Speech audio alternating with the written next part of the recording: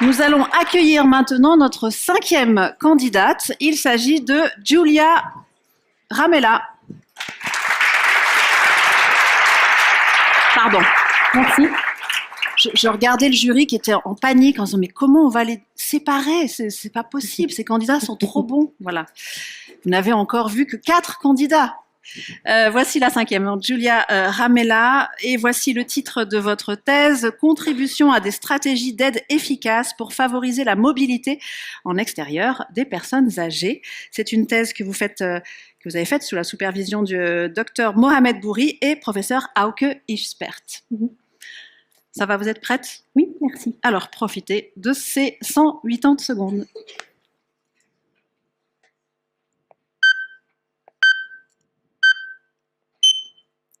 Aujourd'hui, j'ai oublié mon exosquelette au laboratoire. Mais c'est pas grave, je le porte déjà tous les jours. Mais qu'est-ce que c'est un exosquelette? Vous vous demandez peut-être. Je vous invite à regarder derrière moi. Alors non, il ne faut pas s'imaginer une armure futuriste ou quelque chose pour des super-héros. Mon exosquelette est beaucoup plus simple.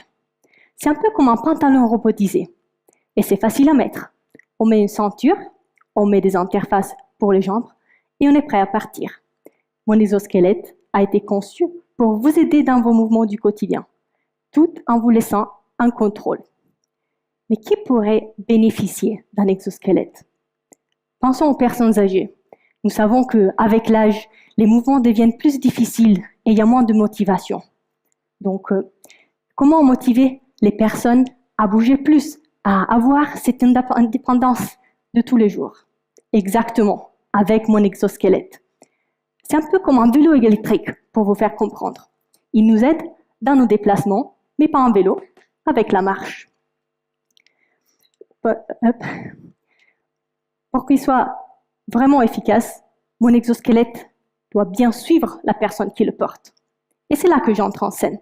Je suis ingénieur et je m'occupe de programmer mon exosquelette pour qu'il soit plus confortable, plus intelligent et plus adaptatif.